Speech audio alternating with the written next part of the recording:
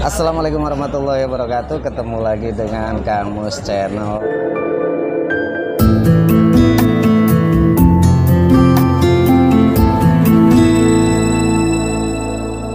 It's coffee time. Baru, kopi kapal api dengan gula aren asli. Ciptakan pengalaman baru, nikmati aroma dan rasa kapal api dengan gula aren asli. Kopi kapal api special mix gula aren. Dan untuk mewujudkan kesetaraan pendidikan di Indonesia, tentunya Mbak ini juga tidak hanya konsen di artis, tapi juga terjun ke dunia politik. Dulu sempat jadi wakil sekjen di DPP PAN kalau nggak salah ya. Dua periode. Dua periode. Terus tiba-tiba sekarang loncat ke partai lain. Ini ceritanya gimana? Gini, saya itu orangnya sangat senang berorganisasi. Jadi saya itu mengikuti macam-macam kegiatan. Zaman dulu mungkin sebelum di politik ya organisasi sekolahnya juga cukup padat. Saya dulu pernah sebagai artis juga saya pernah menjadi duta kemanusiaan Republik Indonesia zamannya Pak Bahtiar Camsah. 5 tahun saya bersama Zaman siapa? Pak Bahtiar Camsah.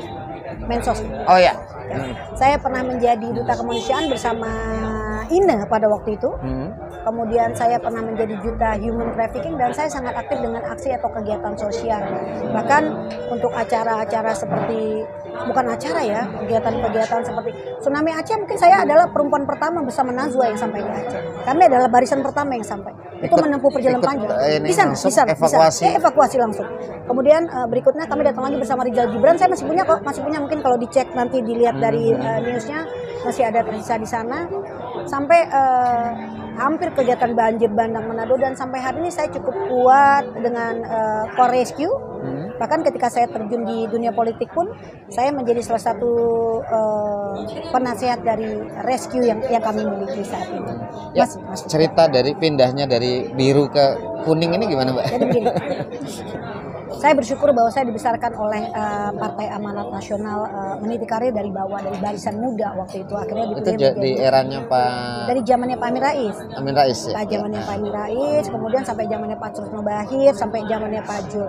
Sebenarnya tidak membuat keputusan untuk mengundurkan diri. Saya memang pengen vakum dulu sementara, dikarenakan anak-anak waktu itu lagi peralihan ini dari SMA semuanya pada mau ujian, mau menjadi mahasiswa. Saya harus mengawal sebagai seorang ibu, tentunya saya ada tuntutan fokus ke pendidikan anak. Fokus pendidikan. Jadi waktu itu si Ade juga mau masuk SMP. Jadi saya benar-benar lagi fokus, sehingga saya meminta jeda waktu, minta jeda waktu. Nah, pada masa jeda waktu itu tanpa tersengaja ternyata kebetulan keluarga besar pihak suami saya, kemudian suami saya kan keluarga dari pihak keluarga Cendana ya gitu, membuat Partai Berkarya. Padahal dulu pun sebenarnya sebelum Partai Berkarya pun Ibu Tutut sempat membuat PKPB, kalau masih ingat zaman itu ya, PKPB. MKGR dulu kali ya? No, PKPB bersama Pak Jenderal Hartono. Oh, iya. Waktu itu sempat membuat partai namanya PKPB, tapi waktu itu suami saya yang di sana karena saya masih di PAN waktu itu. Nah, tapi gini. Suami istri beda partai. Iya, suami istri. Tapi artinya gini, saya pikir berbeda itu indah, karena kan semua orang boleh menuang pendapatnya ya. Artinya tujuan kita baik untuk masyarakat, sama dalam sebuah negara juga tentunya ada yang beri di satu sisi, ada yang beri di pihak oposisi, boleh aja saling memberi masukan. Alhamdulillah kemudian saya diminta oleh keluarga untuk bergabung di Berkarya, walaupun Berkarya baru, tapi saya anggap ini adalah sebuah dedikasi karena saya adalah bagian dari keluarga. Kebetulan kan dulu zamannya Pak Harto almarhum, beliau kan juga adalah pendiri Golkar, jadi mungkin ini adalah cikal bakal, tapi sebenarnya Berkarya bukan Golkar sama sekali. Berkarya adalah Berkarya, sebuah partai baru. Dan alhamdulillah ketika kami sampai di Berkarya untuk sebuah partai baru, karena memang agak berat saat ini kan kita bertarung, bukan cuma kami ya, semua partai-partai baru, karena aturan dari pemerintah sekarang kita harus parliamentary threshold itu 4%, jadi nggak gampang untuk menuju 4%. Kalau kita melihat kilas balik ke belakang, Gerindra pun tidak langsung bertemu waktu itu ya untuk katakanlah parliamentary threshold sebesar 4% tersebut. Artinya kami cukup berbangga diri sebagai mungkin partai yang kemarin lolos di sebagai partai politik, tapi kami nggak berhasil mendapatkan posisi ya di parliamentary yang di DPR Senayan.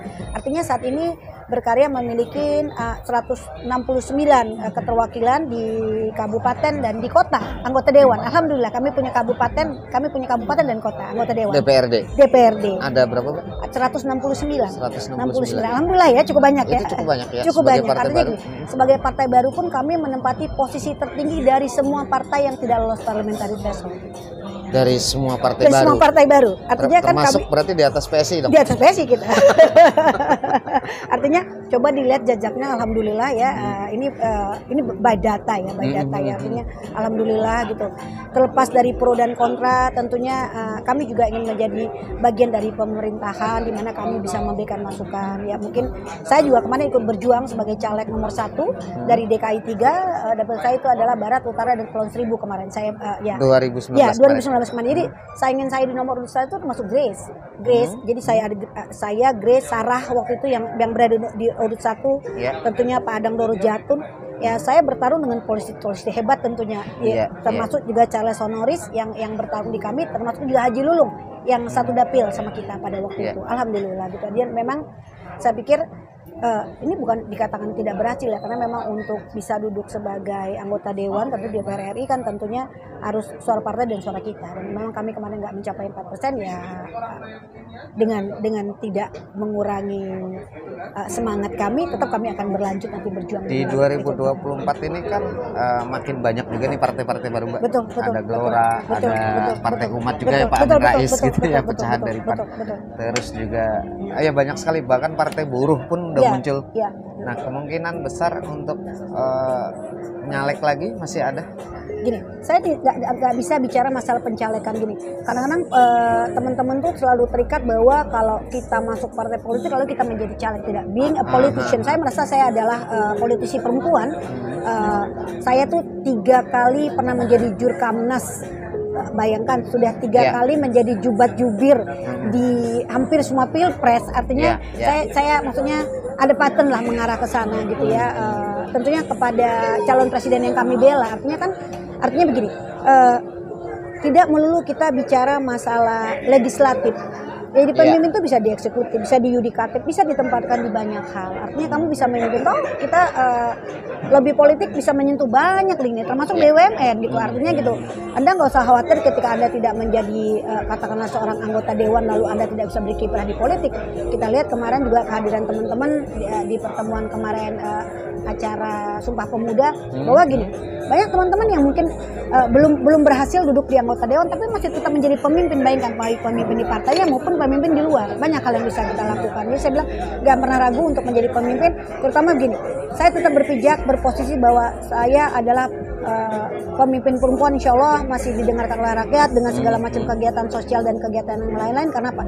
Karena tadi itu kita bicara keterwakilan 30% kota suara perempuan itu belum sampai ini belum. Jadi perempuan berbicara itu masih jarang, masih kemunculan itu hanya 1 demi 1. Artinya kemampuan kita as a politician ya gitu masih belum dianggap totally di Republik Indonesia. Tapi di Berkarya sendiri keterwakilan perempuan gimana, Mbak? Kami berusaha untuk mencukupin kota, walaupun memang karena gini, partai baru tentu butuh penajaman kaderisasi ya. Saya nggak mau mendinai bahwa gini, kami butuh waktu lah. Nggak gampang untuk menjadikan seorang pemimpin. Pemimpin itu kan proses, proses ya. Mempertajam sesuatu itu proses. Nggak bisa serta-merta gini. Sama ketika saya melihat gini dilema gini. Ada beberapa teman-teman yang kebetulan beruntung masuk menjadi atau terpilih menjadi anggota dewan, tapi kemudian Anda tidak bisa melakukan apa-apa di sana. Artinya Anda butuh waktu lagi untuk mempertajam diri Anda. Artinya gini, kan sayang. Berapa banyak lagi waktu yang terbuang. Itulah pentingnya mengapa sebuah partai harus dikelola secara baik, harus dibangun sebuah kaderisasi untuk menajamkan, sehingga ketika kita sampai di sana Anda sudah mampu berbicara dengan tentunya politisi-politisi setelahnya, bukan faktor kebetulan, bukan faktor keberuntungan. Kenapa? Karena yang dipertaruhkan ini adalah bagaimana Anda bisa menyampaikan visi, misi, keinginan atau menjadi wakil rakyat itu nggak gampang gitu. Betapa sedihnya kita kalau masalahnya kita sampai di sana tapi kita bisa memperjuangkan apa yang menjadi hak-hak rakyat, apa yang diinginkan rakyat. Kan itu yang dilematis. Sehingga gini, sekarang gini, memakai gelar anggota dewan itu tentu ada beban beratnya. Karena apa? Karena tentunya nanti masyarakat katanya kamu anggota dewan, tapi apa yang kamu lakukan untuk kami? Nah itu. Jadi ini bukan label yang gampang. Sama kayak orang naik haji, ketika kamu haji, apa aja yang harus kamu lakukan gitu ya. Jadi nggak cuma dipanggil Pak Haji dan Bu Hajah ya, tapi cerminan dan mampu menjadi contoh lah buat orang lain. Kalau dilihat dari total keterwakilan Berkarya di tahun 2019 lalu di DPRD baik kabupaten maupun provinsi ada sekian ratus wakil itu dari apa istilahnya kader perempuan sendiri ada separohnya atau enggak, Mbak? Nggak sampai. Nggak sampai. Masih jauh. Kita masih butuh panjang. Tapi Masih ada jauh. ya dari perempuan? Ada deh. Mungkin saya pikir ya, nggak sampai pun 10%. Nggak sampai 10%. Yang berhasil duduk ya, karena pertama gini loh Mas, ada sebuah realita di masyarakat bahwa ketika perempuan terjun ke dunia politik itu banyak sekali yang kami pertaruhkan. Kenapa? Kami berdiri kami harus berdiri sebagai ibu, sebagai istri, ya kan, tentunya membagi waktu itu tidak gampang tentunya. Lebih luasa mungkin laki-laki dalam berpolitik, karena itu yang terjadi, karena ini paradigma berpikir orang Indonesia, ya kan. Kita aja perempuan kok berkumpul terlalu banyak sama tokoh-tokoh politik, kemudian menimbulkan sebuah wah kok itu perempuan gitu ya, ada jadi gitu. Jadi memang ada culture budaya yang nggak bisa kita sampaikan begitu aja, mau nggak mau karena kita harus merurut budaya itu. Makanya kemarin saya sempat bicara, kita ini bicara setiap tahun Hari Kartini, bayangkan dari zamannya Ibu Kartini itu udah bicara masalah kebebasan perempuan, tapi maksudnya belum terwakilkan, kesetaraan gender, tapi belum terwakilkan secara baik. Artinya kalaupun ada keterwakilannya pun belum maksimal menurut saya. Maksud Mbak Raslina yang dimaksud dengan kesetaraan dan lain-lain lah, seperti yang Mbak bilang barusan. Keinginan Mbak sendiri gimana sih? Maunya perempuan itu harus gimana gitu? Kita harus tajam. Artinya gini, ketika Anda sampai katakanlah tiba-tiba Anda duduk jadi anggota dewan, di komisi mana Anda berpijak? Kalau mau bidang Anda pendidikan, maka tajam panah diri Anda mengenai masalah pendidikan. Concern sampai ke akar rumput. Kita bicara akar rumput tapi nggak sampai sama gini.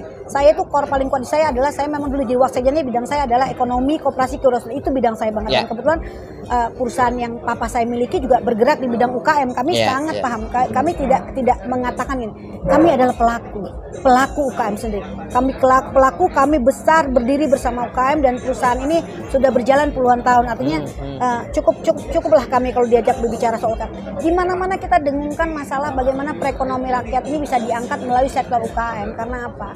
Ya, bayangkan Indonesia ini negara yang sangat kaya, yang sangat maksudnya kemampuan masyarakatnya dan spirit masyarakatnya luar biasa. Artinya melalui satu sektor ini aja kita bisa membantu perekonomian rakyat, terutama di saat-saat seperti ini. Kita tahu ya memang sekarang wabah Covid ini kan mendunia. Dengan adanya mata rantai UKM, kemudian di UKM ini kita berharap bisa survive, menjadi ketahanan buat Republik Indonesia sendiri. Nah, tapi gini, semua cerita UKM ini lebih banyak kepada wacana. Saya mohon maaf, saya kritisasi pada pemimpin-pemimpin Anda bicara UKM tapi nggak pernah sampai ke akar rumput, nggak pernah tercapai. Tercapainya bicara masalah UKM itu adalah ketika kita dekat-dekat dengan pencalekan, dekat-dekat dengan pilkada, dekat-dekat dengan katakanlah nanti pemilihan pilpres atau segala macam. Tapi dalam perjalanan sehari-hari ini tidak terjadi, kan ini menyedihkan. Padahal sebenarnya kalau ditanya, kita punya beberapa kementerian yang semuanya hampir berhubungan dengan UKM. Katakanlah kita punya pihak jelas-jelas Kementerian Koperasi, Perdagangan, Perindustrian, Pariwisata, Bikrab malah pecah ya kan, artinya antara pariwisata maksudnya bukan pecah, sudah ada ya, ada perindustrian. Artinya kan ini semua lini, dan termasuk company-company besar atau BUMN besar semua punya CSR yang harusnya diarahkan untuk UMKM. Tapi kan masih dalam bentuk wacana, dan hanya bentuknya itu saya melihat hanya cuma seremonial, datang gunting pita, oh ya meresmikan, tapi nggak dibina sampai ke akar rumput. Saya kalau mau diajak bicara, kalau hari ini masih diperbolehkan, saya pengen benar-benar jadi duta UKM. Saya aja jadi duta UKM tuh, saya gerus sampai ke akar rumput. Kenapa? Karena yang kami miliki itu adalah by name, by data gitu. Artinya gini, kita sebenarnya harusnya pengen banget kerjasama sama pemerintah, ayo dong gitu. Kita jangan cuma memberikan sebuah wacana ke masyarakat, tapi ini nggak tuntas gitu, nggak tuntas.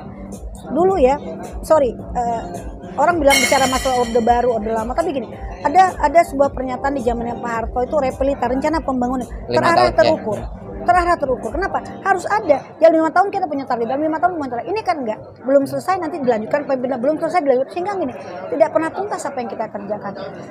Hal yang paling gampang dari UKM sekarang, Indonesia itu punya makanan luar biasa. Saya menjadi pembicara, menjadi motivator UKM segala macam. Hal yang kecil di Indonesia. Masalah higienisasi aja belum. Masalah legalitas aja belum. Masalah packaging, bayangkan dengan derasnya harus informasi sekarang, apa yang paling booming deh, contoh UKM ternyata tuh kopi. Sekarang kayaknya di mana-mana ada kopi, ada gerai kopi, nah gitu. tiba-tiba muncul nih pengusaha-pengusaha steroid yang kemudian menginvestkan dananya membangun sebuah mata rantai yang besar, walaupun untuk sekelasnya kopi. Terus tertinggallah kemudian teman-teman yang katakanlah pedagang asongan, PKL dan lain-lain. Kenapa? Karena kita tidak memberikan sebuah wacana, karena kita tidak memberikan sebuah pembelajaran yang sampai matang sehingga mereka mampu berdiri di kaki mereka sendiri. Ini hal yang kecil aja. Sorry, saya kopi sebagai salah satu contoh. Bayangkan komuniti terhebat di Indonesia, yang Indonesia tuh harusnya negara nomor 3 penghasil kopi terbesar di dunia. Dan peringkat ini masih setiap tahun tuh masih naik turun kita akan mengejar peringkat. Bahkan kalau sekarang kita kalah dari Thailand. Karena kemampuan banyak maju, kemampuan roasting mereka segala macam. Padahal kalau dari segi kualitas biji kita luar biasa. Bayangkan kita punya dataran yang hebat. Indonesia bayangkan aja punya, katanya ada daerah Mandailing, ada Papua, segala macam aja sampai Malabar, semua kita punya. Itulah keanekaragaman kita. Bahkan luwak yang katanya kopi nomor 1 termahal di dunia itu ada di Indonesia. Ya kan, amin.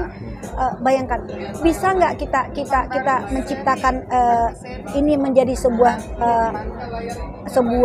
mimpi Indonesia. Saya nggak menyebutkan satu merek kopi yang terkenal banget dunia yang ada, bayangkan di seluruh, dan punya gerai yang hebat juga di Indonesia. Artinya gini, kita nggak pengen menyaingin, tapi kita harusnya belajar dari keberadaan mereka. Tentu yang nggak saya sebutkan ya, yang kopi yang kayak semua anak-anak kaum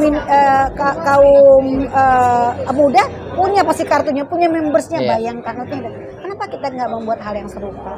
Tapi kan kondisinya begini Mbak, sekarang ini kenapa banyak sekali di daerah juga UMKM sulit bergerak, selain karena pandemi juga terbentur dengan beberapa aturan-aturan yang Mbak mungkin tahu sendiri lah, birokrasi kita ya.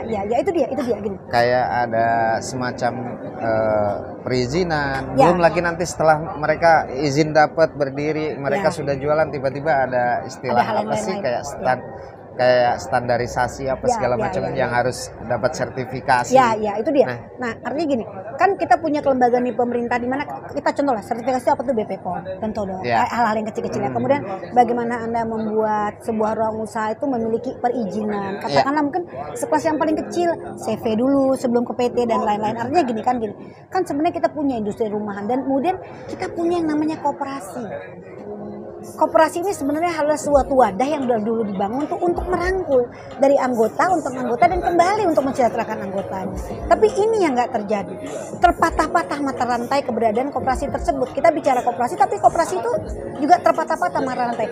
Padahal kalau kita mau mengawali kembali, kalau kita kembali nih ya, flashback ke sebelumnya itu, melalui koperasi itu mungkin bisa pelan-pelan kita arahkan menuju ke era digitalisasi. Sekarang kan udah gampang, monitoring Anda nggak harus katakanlah petugas sebuah negara harus terbang untuk kan dulu sidak segala macam. Bisa melalui by phone aja cek bener nggak keberadaannya seperti apa. Artinya kan teknologi sudah membantu kita cukup jauh ya untuk mengurangi segala macam cost. Bahkan training pun bisa dilakukan via online, ya karena kecuali memang daerah-daerah tertentu yang memang nggak mampu kita jangkau, kita bisa. Artinya ini, kita bisa memperkecil cost tapi memperkuat arah kemana sih mau dibawa sistem ini. Ya gitu juga, sama juga dengan pihak katakanlah donatur. Saya nggak mau sebutkan pihak bank hari ini. Jangan membuat sebuah aturan yang rumit buat masyarakat, sehingga ya seperti Mas bilang tadi, gimana gue mau pinjam kalau tiba-tiba gue harus boro-boro gitu. Kan banyak.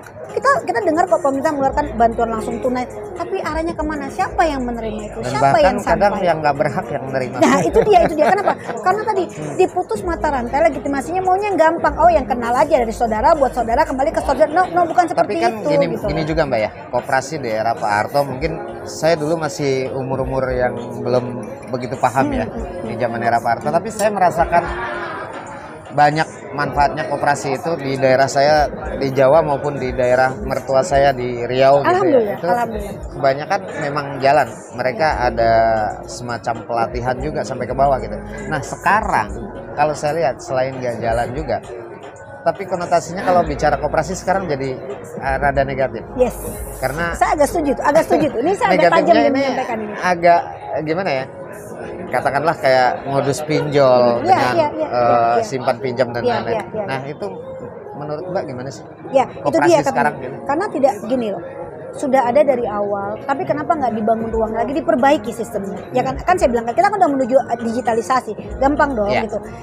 Jadi produk lama kita packaging dan rebranding kembali supaya kita bisa mendapat data-data itu, kemudian kita bisa tahu kemana, siapa sebenarnya orang-orang yang pantas untuk kita beri. Betul dong, itu satu dulu dari awal dulu ya, by data dulu. Nah, setelah data selesai, kita kemudian melakukan terobosan-terobosan yang saya bilang tadi. Kayak tadi Mas bilang masalah zamannya Pak Harto, nggak cuma banyak koperasi, banyak hal. Bahkan kita melihat tuh posyandunya berjalan. Zamannya Pak Harto malah jangankan koperasi, ABRI masuk desa, sekarang ABRI masuk mall. Iya kan? Beda banget gitu kan. Itu maksudnya rencana 5 tahun itu terbentuk. Nah, ini kan juga katakanlah pemimpin boleh berganti, tapi sistem kebijaksanaan dan mata rantai itu nggak boleh diputus. Kalau saja Indonesia mau menunjuk orang-orang yang cukup kompeten, jangan Anda memilih gini. Kami public figure bangga kalau kami tiba-tiba ditunjuk katakan sebagai duta. Tapi duta yang mana? Duta yang Anda harus kuasain. Saya nggak mau kok ditunjuk sebagai duta untuk bidang yang saya nggak kuasain. Nah, yang terjadi adalah ini membangun pencitraan. Duta A, duta B. Dutanya banyak banget, tapi dutanya nggak ngapa-ngapain. Kalau Anda bicara duta kemanusiaan, saya berani datang ke titik bencana walaupun resikonya. Saya datang, saya punya semuanya data-data, by data. Saya datang di antara tanah yang masih tiba-tiba di tengah-tengah gempa gitu. Artinya gitu. Ibaratnya orang yang paham kopi jangan dijadiin duta sampo. Duta sampo, ya kan ya, itu nyebrangnya jauh banget kan gitu. Nah, ini yang nggak terjadi. Everything adalah membangun sebuah pencitraan, boleh-boleh aja, sah aja membangun pencitraan. Nah, kita ngobrol-ngobrol ini juga untuk pencitraan, tapi pencitraan yang baik, ya kan, boleh-boleh aja. Nah, inilah yang saya khawatir. Kita bicara mengenai koperasi, sayang sekali karena nama Indonesia akan kuat dengan core itu.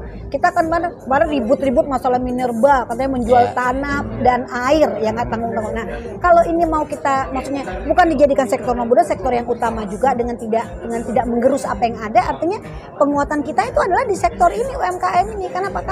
Karena akan berputar terus ya kan. Kita nggak melakukan pengerusakan alam, nggak menggerus hasil bumi. Dan gitu. kalau bicara UMKM itu sudah terbukti juga, Mbak. Karena di saat pandemi khususnya ya, di saat orang mall tutup, terus kantor-kantor tutup, usaha-usaha gede pada tutup, PHK dan lain-lain, ternyata UMKM yang jalan. Yang berjalan. Iya. Karena menurut saya pribadi, UMKM itu bersentuhan langsung dengan masyarakat bawah. Ya, langsung Mas. Ini mata rantainya langsung menemu. Mungkin gini, saya agak promosi dikit nih, Cewek. Boleh. Teman-teman mungkin pernah menghadiri acara UMKM terbesar seperti Inakraf, mungkin pernah dengar ya Mas, Inakraf ya Mas ya. Yang diadakan GACC yang mengikuti bukan cuma seluruh Indonesia tapi bahkan luar negeri. Itu kebetulan itu perusahaannya adalah ayah saya dan teman-teman ya, itu melalui PT Media Tama.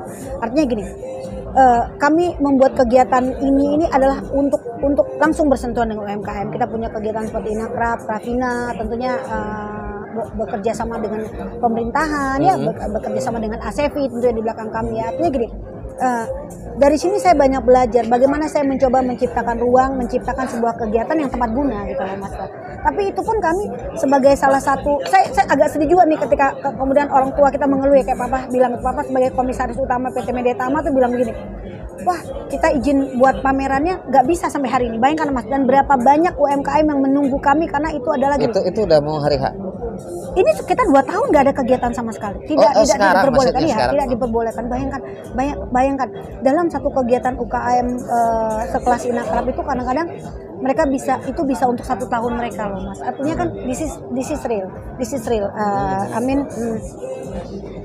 Amat disayangkan gitu. Tapi kok mal-mal diperbolehkan buka, kegiatan-kegiatan kecil. Kenapa kami yang benar-benar menjadi ujung tombak dari hadirnya para UKM? Mas mungkin pernah hadir juga ya di semua sektor Mas ada di sana. Mas bayangkan produk apa yang nggak muncul di Inakraf itu. Sebenarnya ya, kami sayangkan. Nah, ini kalau memang dapat izin itu event seperti apa yang mau Mbak bikin?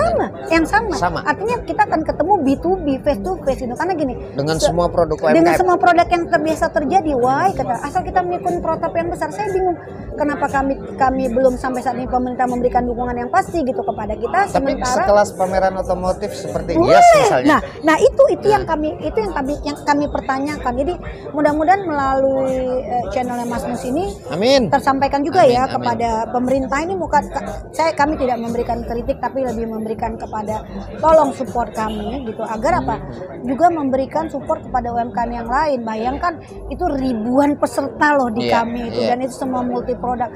Selama ini kata mereka sampai menangis bilang, Mbak, hampir 2 tahun loh kami nggak bisa bertemu dengan, maksudnya langsung dengan para buyer kami. Dan gitu seharusnya juga malah ya pelaku-pelaku usaha kecil ini yang harus dibantu yang harus dibantu. Kan, gitu. Nah, walaupun jujur kita sekarang memang masuk di era digital, bisa aja melalui online, tapi kan beda Mas. Ketika Anda gini, terbatas Anda pasti. Terbatas. Anda melihat dan menyentuh produk dengan Anda hanya melihat memperkira-kirakan seperti apa itu produk, beda dong.